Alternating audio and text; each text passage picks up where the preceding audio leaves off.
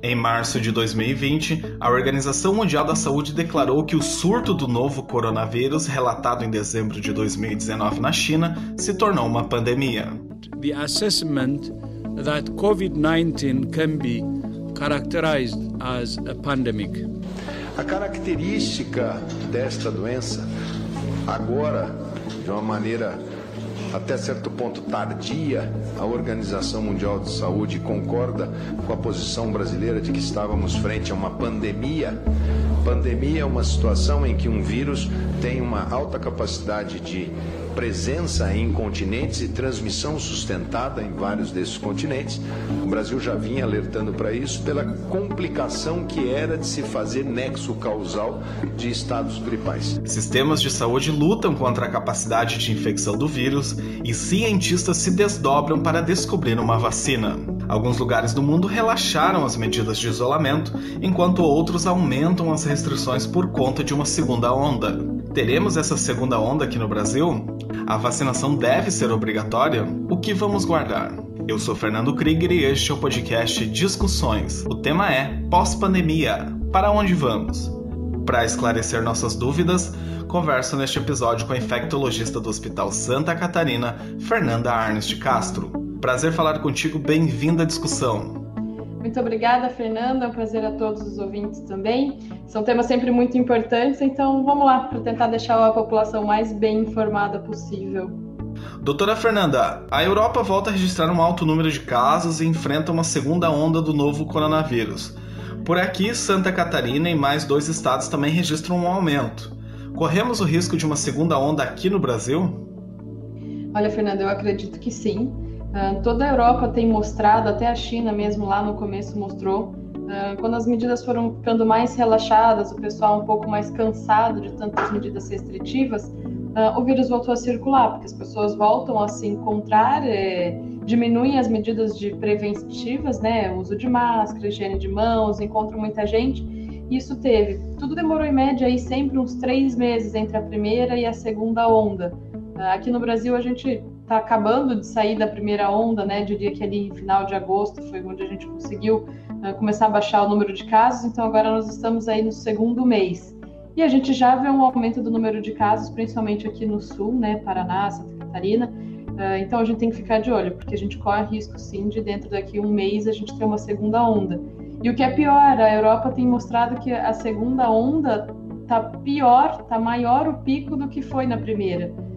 Então, a gente precisa muito manter essas medidas restritivas, não como a gente fez lá em março, mas algumas medidas e alguns cuidados a gente tem que manter sempre para não ter esse cenário, né? Baseado no que vivemos com o pico da doença, conseguimos dimensionar como será essa nova onda?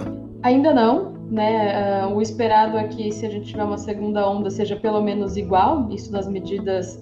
A gente faz os cálculos epidemiológicos, né? É uma segunda onda parecida, mas a gente sempre faz os cálculos mais ou menos com 3 cenários, né? O pior dos cenários, a segunda onda passaria, dos nossos piores tempos ali de julho e agosto. Num bom cenário ficaria igual e no melhor cenário a gente teria uma elevação discreta e depois já baixaria o número de casos de novo, né? Mas assim, te dar em números, uma quantidade mais exata, não tem, né? Isso vai medindo conforme a população vai mantendo os cuidados ou não. Só para esclarecer para quem está nos escutando, por que temos um número alto de casos e um número não tão alto de mortes nesse momento? Nesse momento a gente está numa fase que os diagnósticos estão sendo feitos, né? Então, nos últimos, agora acho que são 5 dias, a gente tem mais que 100 casos por dia. Se a gente considerar que o diagnóstico é feito sempre quando a pessoa está ali pelo 3º, 4º dia da doença e normalmente a piora se dá 5, 6 dias depois, então a gente ainda não está pegando essa população que vai piorar, que vai ter um desfecho pior. O que pode acontecer dentro dos próximos 2, 3 dias, como esse pessoal vai estar chegando no 7º dia ou até um pouco mais de doença, que quando a gente sabe que tem a piora, e daí começar a ter um maior número de internamentos. A hora que você tem maior número de internamentos, quer dizer que você tem mais casos graves e a chance de óbito, infelizmente, ela vai ficando maior. Doutora Fernanda, o dia a dia mudou no hospital, equipamentos chegaram, novos procedimentos foram adotados, qual é o legado que fica? Tudo que vai ficar a partir de agora é os nossos cuidados com as doenças de transmissão, principalmente respiratória, né? Dentro dos hospitais, a gente sempre teve cuidado de, por exemplo, épocas onde tem mais influenza ou até mesmo fora, um paciente que procurasse, por exemplo, nosso pronto atendimento com uma queixa de gripe, de resfriado, de congestão, muita tosse, já tinha o hábito de se dar a máscara para evitar com que ele transmitisse durante a circulação dentro do hospital, né? O atendimento médico, da enfermagem, às vezes a realização de imagem. Hoje o que a gente sabe é que talvez a gente tenha que fazer a dupla proteção, né? Deixar esse paciente continuar com máscara e a gente precisa também da máscara nos profissionais de saúde que vão fazer o atendimento desses pacientes. Fora a nossa rotina de higiene, que cada vez mais a gente tem um hábito de higiene de mãos melhor. Aqui no Santa Catarina nós sempre tivemos uma boa taxa de higiene de mãos e isso tem se mostrado melhor e mantido agora durante todo esse tempo da pandemia. Então são esses hábitos que a gente vai melhorando e vai mantendo ali para todo sempre. Existe uma corrida para a descoberta de uma vacina eficiente. Qual a sua opinião sobre a obrigatoriedade da vacinação? Essa discussão é racional? Olha, eu acho que não deveria se discutir isso, porque deveria ser obrigatório e ponto, né? Assim como a gente basicamente deixa com que todas as crianças tenham seu calendário vacinal completo obrigatoriamente, senão não consegue fazer, às vezes, inscrição em escolas, em creches, essa vacinação com uma doença que tem uma repercussão mundial também deveria se tornar obrigatória, né? Dentro dos grupos que já forem permitidos a vacinação, porque a gente sabe que esses estudos eles liberam primeiro para populações mais sem comorbidades, ou eles pegam específicas comorbidades que depois vão liberando até se tornar acessível a todas as doenças, a todas as pessoas.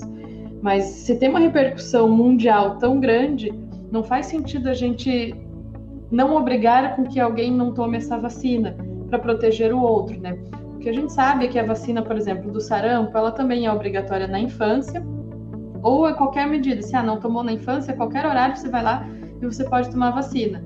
O pessoal se descuidou tanto em não ter mais, a partir da adolescência, essa cobrança da vacinação, que hoje a gente tem casos de vacina. Nós tivemos casos de sarampo. Nós tivemos casos de surto de sarampo em Santa Catarina em pleno 2020, uma doença que já estava erradicada aí há mais de 4 anos.